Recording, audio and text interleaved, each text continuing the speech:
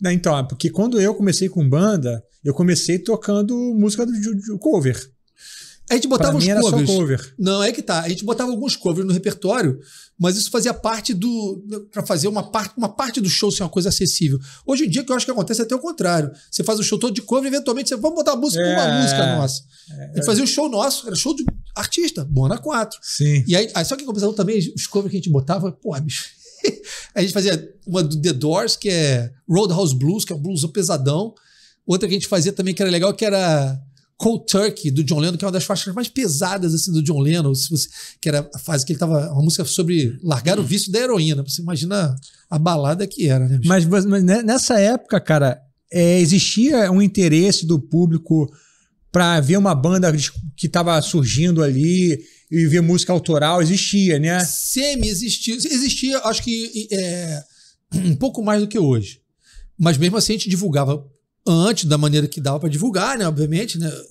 Não tinha internet. Mas qual era essa divulgação? E tinha uns lugares já onde as pessoas já iam meio que para ouvir coisas novas. Tinha um pouco isso, exatamente. Tinha um pouco isso. Tinha um barzinho que era aqui no Largo da Barra, que agora me foge o nome, que, cara, era sensacional. Todo mundo ia lá, tocava e a dona do barzinho, Bianchi, a família Bianchi, né? O Mauro Bianchi, filho da... Tô simulando Vini Rosa agora, foi mal, Vini. Pô, eu não lembro o nome da dona do Bahia, o que é um problema, porque durante uma época eu namorei a Liana, que é filha dela. E irmã do Mauro Bianchi, que é técnico de som. Também trabalhou com a Marisa, foi assistente de estúdios nas nuvens, super técnico de som. E tinha esse bar que era um bar absolutamente aberto a bandas novas. Então você ia lá e mostrava o teu trabalho. Você marcava uma noite, sexta, fim de semana. E tinha gente pra ver. E tinha gente. Não precisa levar público, essas coisas. Eventualmente tinha uma questão que era meio assim: manda uma fita com seu material pra saber se vocês tocam afinados. Pelo menos. Mas tinha um público interessado. Tinha uma cena, né? Numa novidade qualquer. E eventualmente, até uma coisa legal de você fazer uma música que não era sua, como a gente fazia Roadhouse Blues, ou enfim, era a proposta de você fazer o seu your take naquela música. Qual é a sua versão? Qual é a sua interpretação dessa música? O que não deixa de ser uma coisa de certa forma autoral também, né? Sim, tem uma arranjo, você né? Exato. Sim. Você não tá fazendo um cover, né? Enfim, mas I digress. Então, voltando. Então, logo de saída, eu já comecei, né, a ter mais uma carreira na música, né? Ou seja, de ser remunerado e coisa e tal, já como artista. Você tinha quantos anos nessa época da banda Buena aí? Buana 4. Buana 4. Vou fazer uma conta aqui. 66 para 76, 10, 86, 20, 22, 23, por aí. Tá, legal. 23. É bem aquela fase de... que, em tese, as pessoas normais estão terminando a faculdade e encontrando emprego, né? Eu estava fazendo minha faculdade ali também. Minha faculdade foi essa. Porque até tem uma história... Não vou estender a falar, mas eu queria fazer faculdade de música, porque eu achava que você tinha que ter uma faculdade. Isso é uma coisa bacana para falar, porque você estudou fora. Sim. Então isso é uma coisa que eu falei que não ia falar, mas vou falar. Porque é o seguinte, eu não fiz faculdade de música. Eu não tenho ensino, eu só tenho 2º grau completo, né? Não posso nem ir preso, porque se eu for preso eu não tenho faculdade, eu vou para a cela comum, né? Deus me livre. Mas por quê? Eu, quando eu era moleque, eu achava que as faculdades de música, que eram todas muito caretas, né? Sim. Então eu tinha decidido que eu ia fazer design, porque eu adorava disco, eu queria fazer capa de disco, alguma coisa relacionada à música. E aí abriu a Unirio, que é uma faculdade com uma proposta muito mais moderna de ensino. Eu falei, então agora tem uma faculdade que tem uma proposta mais maneira, vou fazer a Unirio, porque aí eu posso pegar um diploma de músico para poder ser músico. Sim. Né? Enfim. Mas você nem foi. Cara, é que tá. Eu não passei na prova específica de música.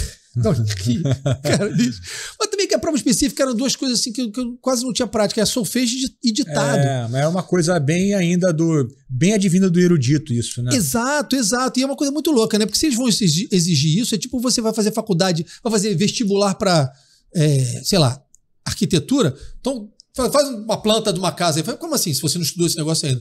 Né? Música faz. Desculpa te cortar, mas é só para... Eu falei que é uma coisa do erudito. Quando você entra numa faculdade de música, tipo a Berklee, tem ditado e tem... Solfejo. Claro. Mas não é uma coisa comum no meio popular. Tipo assim, você vai fazer aula de guitarra com um cara. O cara, vamos estudar ditado e solfejo. Não é comum, né? Mas um cara, às vezes, que vai estudar piano, vai estudar sopro, já até no professor particular já tem acesso a esse tipo de coisa. Eu nunca exigi isso de nenhum aluno meu, mas vou começar a exigir. A partir da próxima semana foi, pessoal, ditado e solfejo aqui, vamos ver. Não, mas o que acontece é que assim, eu acabei estudando um pouco de solfejo antes de fazer essa prova, porque falei, vai ter essa prova específica. Estudei um pouco e assim, eu não fui 100% errado, mas eu não fui bem o suficiente para passar na prova específica. Falou assim, tenta no ano que vem, no ano seguinte. No ano seguinte eu estava começando a tocar não sei aonde, falei, forte abraço. Mas o que eu quero dizer que é importante aqui é que, mais ou menos por essa época, eu lembro da minha mãe virar para mim e falar assim, poxa, tem umas pessoas indo estudar lá fora, você não tem vontade de ir para uma Berkeley, de ir para um GIT, que estava comigo começando Sim. isso aí, já tipo, um pouquinho depois ali talvez eu esteja falando isso, tipo assim, já... Ali, na sua época teve muita gente que foi. Pro JIT? É. Eu encontrei o Vini lá fora, eu fui lá visitar, eu fui pra Los Angeles, de passeio assim, né? Você bate em idade com o Vini? Não, acho que é um pouco mais velho. Eu sou mais velho. O Vini eu peguei pra criar aquele garoto. Não. Não, mas nessa época aí, final dos anos 80, quem foi? Foi o Nelson. Mas quem aqui do Rio que foi, cara? O Nelson Faria, sabe como é que eu conheci ele pela primeira vez? Num workshop do Joe Diorio na Pro Music. Não, Pro Music não, desculpe, não. Pro Music é a loja. Pro Art, em Laranjeiras. E ele era o intérprete do Joe Diorio. Ele tinha uma... Acho que ele deve ter até hoje uma Gretsch ou uma Guild verde, semiacústica, lindona. Acho que ele tem até hoje. Esse workshop do Joe Diorio foi uma coisa incrível. Foi tipo, eu moleque, eu devia ter, sei lá, 17 anos. Falei, Esse workshop é famoso, cara. Pô, o pessoal ficava falando disso aí vários anos depois, assim, até eu fiquei sabendo disso. Cara, merecidamente, porque você vê também, é uma coisa muito de abrir fronteiras ali naquele momento em 1980 qualquer coisinha, 88, sei lá o que era aquilo, e que você não tinha esse intercâmbio, né, bicho? E volta de novo aquele negócio de internet. Pra você ver um Joe Diorio, só se ele viesse na tua frente. Então, quando ele e um cara muito gente fina, eu lembro que eu cheguei a fazer um desenho dele, mas enfim, eu não tenho foto nem nada, eu fiz um desenho e dei para ele de presente. mas retomando, então, o que eu queria falar com relação ao ensino superior de música, seja aqui, seja indo para a Berkeley, para o JIT, para o GMC, é uma coisa que eu nunca fiz e sinto muita falta. Sinto mesmo. Porque, assim, eu conheço uma galera que foi estudar lá fora. A gente está se conhecendo agora há relativamente pouco tempo. O Vini eu conheço há bastante tempo. Tem Sérgio Morel. Vidal, Morel, sabe? Essa galera toda. Eu acho que o principal não é nem necessariamente o conteúdo. É óbvio que eu não estou desprezando o conteúdo. O conteúdo é maneiro, mas o conteúdo, o bem ou mal, cata livro. Sim. Você vê.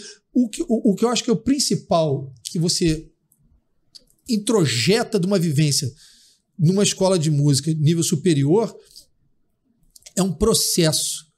Eu vejo todos esses caras. O Morel tem a jamzinha de domingo que ele volta meio posta, tocando pra cacete e fala, pô. E geralmente no domingo eu tô resolvendo coisa, tô editando vídeo, só tô fazendo outra coisa, não tô tocando guitarra. Então eu acho que é uma maneira que eu acho que isso é o principal que você pega lá fora.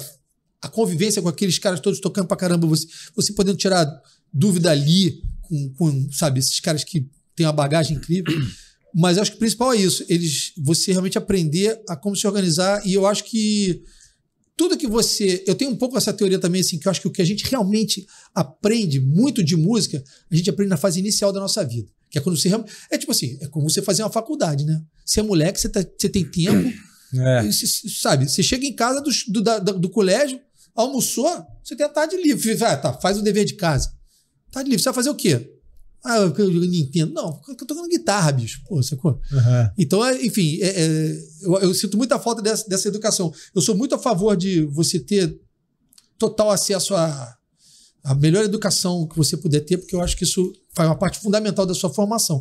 Mesmo que não te obriga a estudar lá fora, é claro. Sim.